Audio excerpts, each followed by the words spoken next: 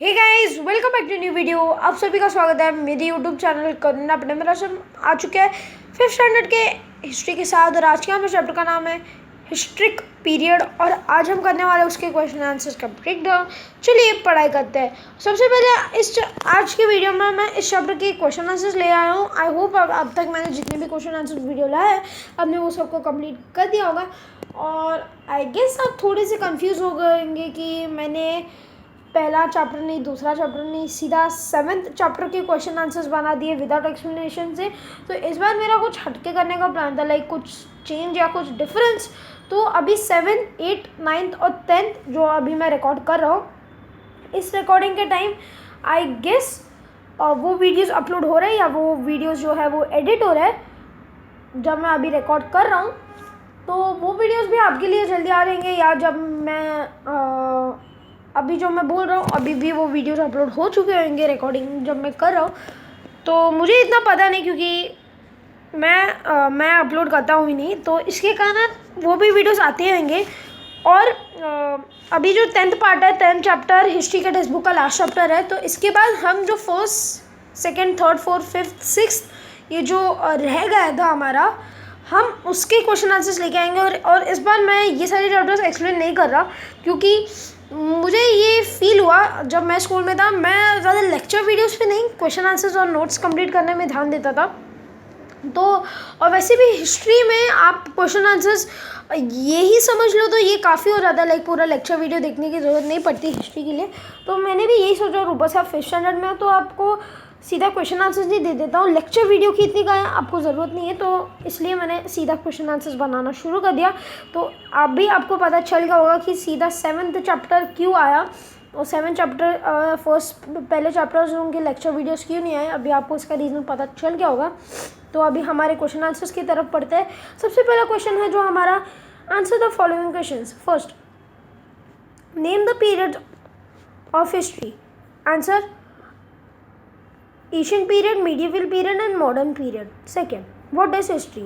History is in consistent or order account of significant events in past, or history is a science that tries to understand past events. What do we learn in history? We learn in history about the great effort, effect and perseverance of mankind in making progress. Fourth, what are the records available of gathering information of the historic period? The written records are available in the form of inscription and manuscription books. Example for the historic period. Second question, fill in the blanks. Humans and all other animals are dependent on the environment and nature for sophisticating their needs. Second, humans change their nature character of our surrounding to some extent. Humans work on stone, metals, etc. to make tools and various objects. Fourth, soil and water are essential to grow good crops. Fifth, people in the new stone age are established their villages, settlements on the banks of various rivers. Answer the following questions in one sentence. Where did the people of New Stone Age establish their village settlements? The people of New Stone Age established their village settlements on the banks of various rivers. Second, name of the 4 regions from where the earliest civilization arose. The 4 regions where the earliest civilization arose is Mesopotamia या मेसोपोटामियम, हम दोनों भी कह सकते हैं, Mesopotamia या मेसोपोटामियम। फिर दूसरा आता है इजिप्ट, फिर तीसरा इंडियन सब कॉन्टिनेंट। उस टाइम पे इंडिया, पाकिस्तान, अफगानिस्तान एक पॉइंट पे सेम हुआ करता था, इसलिए यहाँ पे सब कॉन्टिनेंट मेंशन किया जा रहा है, और चाइना। तो अभी हम पढ़ेंगे उसके आगे के बारे में। What is meant by मेसोपोटामियम? मेसोपोटामियम means the land between 2 rivers.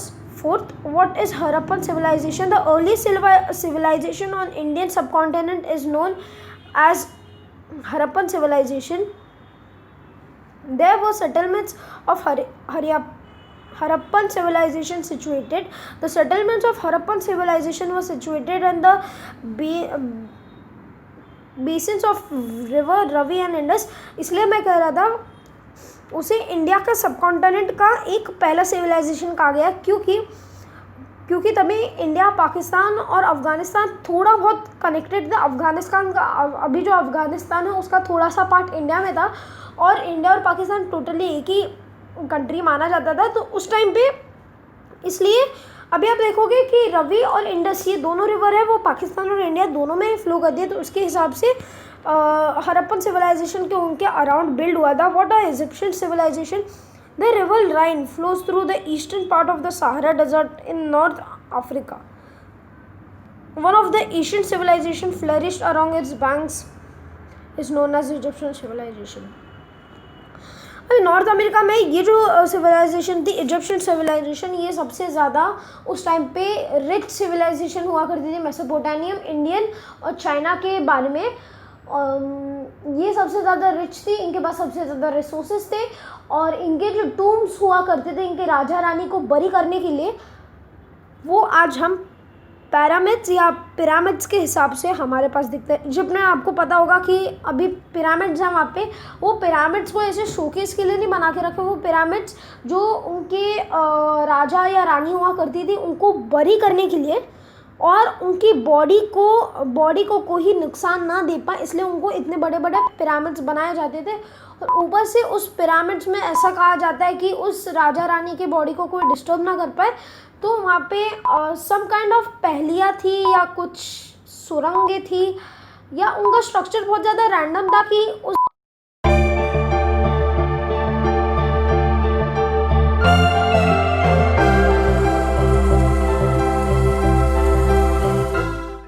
Body तक कोई पहुँच ना पाए, तो ऐसा कहा जाता है।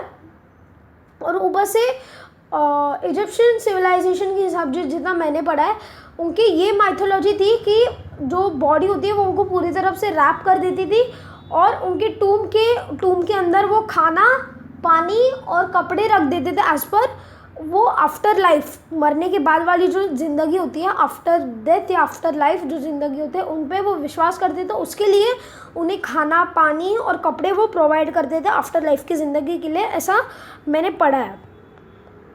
मैं आ जाते हैं हमारे 7th क्वेश्चन के ऊपर। What articles were the Harappan craftsman skilled eight making? The Harappan craftsman were highly skilled in making bronze objective and beans of semi precious stones of various colours. 8. What idea do we get about the religious practice of the Harappan people? Answer. The Harappan people worshipped Pashupati, the lord of all living animals, and mother goddess. What is culture? The knowledge of various art, skills and tradition in inherited form of generation is known as culture. Along with the way of life founded on that knowledge is known as culture. 4th question. Answer the following questions in brief. First, what are some well-known characteristics of Harappan cities? Harappan cities were well-known for the systematic town planning, house built in blocks created by a parallel road that cross one another at a right angle. The huge gradients and spacious houses were special features of the city. There were bathrooms and latrines in every house and covered drainage system, which indicates a concept of public hygiene. There were carefully constructed private and public wells.